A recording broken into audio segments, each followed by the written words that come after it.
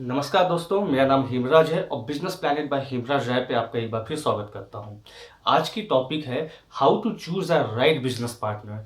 आप अपना बिजनेस के लिए सही बिजनेस पार्टनर का चयन कैसे करें। देखिए, एक बात को ध्यान से समझिएगा। बिजनेस बहुत ही सेंसिटिव टॉपिक है ना। यहाँ पे कोई मजाक नहीं हो रहा है। जिस तरीके से आप अपनी लाइफ के लिए एक लाइफ पार्टनर चुनते हैं, है ना। एक लड़का अपने लिए लड़की या लड़की अपने लिए लड़के का चयन करती है जिसके साथ उसको पूरी लाइफ स्पेंड करनी होती है। ठीक वैसे ही हमें एक परमानेंट बिजनेस पार्टनर चाहिए होता है अपने साथ में। क्योंकि अगर आपने शॉर्ट टर्म मेंटेलिटी के इंसान के साथ में काम किया ना, तो कब वो आपको धोखा दे देगा या कब आपको छोड़ के चले जाएगा जब पता नहीं चलेगा। तो आइए समझते हैं कि किस प्रकार के लोगों के साथ हमें पार्टनरशिप करनी चाहिए। देखिए, जब हम बिजनेस चालू करते हैं ना, तो प्रॉफिट के मार्जिन के डिस्ट्रीब्यूशन को लेकर के तो हम बात कर लेते हैं। लेकिन यहाँ पे हम लोग एक बहुत इंपॉर्टेंट पॉइंट को रखना भूल जाते हैं कि बाय द वे बिजनेस में लॉस हो गया, क्योंकि बिजनेस संभावनाओं पे चलता है। कभी प्रॉफिट भी आ सकता है, कभी लॉस भी हो सकता है। अप एंड डाउन लाइफ में भी आते हैं, ठीक वैसे ही बिजनेस में भी आते हैं। कोई बड़ी बात नहीं है। तो बाय द वे अगर लॉस हो गया तो वो कौन बियर करेगा। ठीक है। तो मैं आपको कुछ चीज़ें बताना चाहूँगा।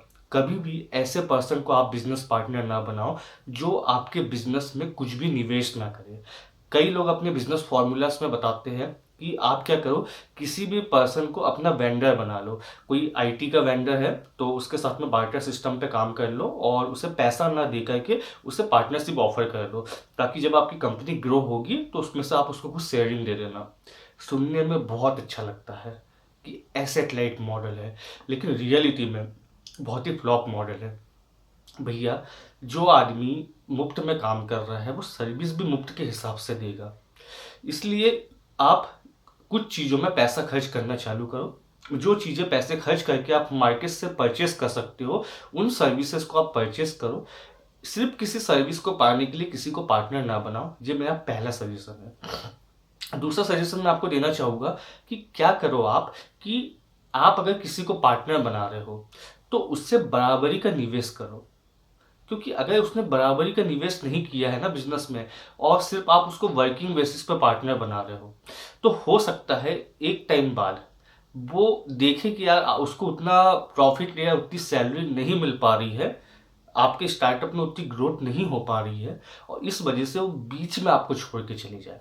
और जब कोई पर्सन बीच में से छोड़ के जाता है ना, तो वो आपके लिए बहुत बड़ी चुनौती होता है। हो सकता है वो आपके कॉम्पिटिटर से जाकर के मिल जाए, हो सकता है पिछले सालों में आपने जो काम किया है वो सारे सीक्रेट्स जाकर के बता दे, और सामने वाला आपको बहुत बड़ी हानि पहुंचा सकता है। लेकिन अगर उस पर्सन का वहाँ पे पैसा इन्वॉल्व है, तो प्रॉफिट हो चाहे लॉस हो, वो एकदम से आपको छोड़ के नहीं जा पाएगा।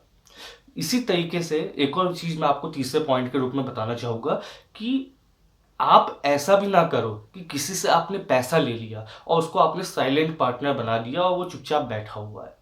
क्योंकि ऐसे लोग बहुत खतरनाक होते हैं लाइफ में। आप समझिए, कोई इंसान कभी काम ही नहीं कर रहा है या उसके अंदर क्वालिटी ही नहीं है काम करने की, और आपने उससे पैसा लेकर के उसको अपना पार्टनर बना लिया।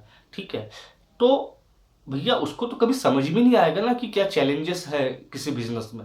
ना ही उसको पल्ले पड़ने वाला है कि कितनी मेहनत से आपने बिजनेस को कैसे कैसे चलाया है। जो मेहनत खुद करता है, जो सारी चीज़ें खुद इम्प्लीमेंट करता है, वही जानता है कि उसने कैसे की है। घर पे सो कर के नहीं समझ में आती है ना। तो आप ये भी ध्यान रखिए कि सिर्फ किसी से पैसा ना ले। इन्वेस्टर भी आप किसी को बना रहे हो तो ऐसे पर्सन को इन्वेस्टर बनाओ जो आकर के वैल्यू दे सके आपके स्टार्टअप को। आपने देखा होगा शार्क टैंक इंडिया के अंदर कई लोग जब आते हैं तो वो सिर्फ पैसा मांगने के लिए, इन्वेस्टमेंट के पर्पज से नहीं आते हैं। उनका ये रहता है कि भाई जब कोई शार्क उनके साथ में पार्टनर बनेगा तो इन्वेस्टमेंट के अलावा वो अपनी नेटवर्क देगा। वो नया बिजनेस लाने में B2B में और B2C में मदद करेगा उस स्टार्टअप की। तो ज़्यादातर आप ये फोकस करिए कि नेटवर्क के माध्यम से आपको कैसे नया बिजनेस मिल सकता है। जैसी भी पार्टनरशिप करो, जो भी पार्टनरशिप करो, ऑन पेपर डे वन से एग्रीमेंट बेसिस पे करो। इसके लिए आप एक लॉयर या किसी सीए से बात कर लीजिए। कि लॉयर में भी आपको देखना पड़ेगा, कॉर्पोरेट लॉयर होना चाहिए। क्रिमिनल लॉयर के पास जाके फ़ायदा नहीं है। तो आप लॉयर या फिर सीए से बात कर लो और डे वन से अपना एग्रीमेंट प्रिपेयर करो कि अगर प्रॉफिट होता है तो ये शेयरिंग रहेगी, अगर लॉस होता है तो ये शेयरिंग रहेगी, इतनी इतनी सैलरी हम कंपनी में से निकाल सकते हैं। क्योंकि देखिए, अगर आपकी कंपनी के पास में ऑनर को सैलरी देने का ही पैसा नहीं है और आपका पार्टनर जिद करने लगे कि मुझे तो सैलरी चाहिए, तो आप कैसे दोगे? अपनी जेब से दोगे क्या? नहीं, ये संभव नहीं होता है। तो आपको इन सभी पॉइंट का ध्यान रखना है कि प्रॉफिट और लॉस दोनों की कंडीशन में क्या शेयरिंग रहेगी। अगर बिजनेस को आगे चल के वाइंड आउट भी करना है, देखिए बात को समझिए, कोई भी नहीं चाहता कि मेरा बिजनेस कभी वाइंड आउट हो जाए, ठीक है, लेकिन हमें संभावनाओं का ध्यान रखना होगा। हो सकता है आपने 1 लाख रुपए लगा करके बिजनेस चालू किया, आने वाले कुछ सालों में उसका वैल्यूएशन 100 करोड़ भी हो जाए। लेकिन ये भी हो सकता है कि आपने पैसा कमा कमा के उस बिजनेस में री इन्वेस्ट किया और अब आपकी मेहनत का 10 करोड़ रुपए लग चुका है, जो आपने उसी बिजनेस से कमा करके उसी में लगा दिया, उसी को ग्रो करने में, और एट द एंड आप लॉस में चले गए और पूरा का पैसा आपका जो जितना भी था वो डूब चुका है। तो ऐसे कंडीशन में अगर आपने 1 लाख रुपए अपने पास से ना लगा करके किसी से लिया था और वो आपके ऊपर चढ़ाई करने लग जाए कि भैया मुझे वो पैसा वापस दे दो, तब आप क्या करोगे? सो बेसिकली जो पॉइंट मैंने आपको पार्टनरशिप के ऊपर बताया है उनका ध्यान रखिए, प्रॉपर एग्रीमेंट को फॉलो करें।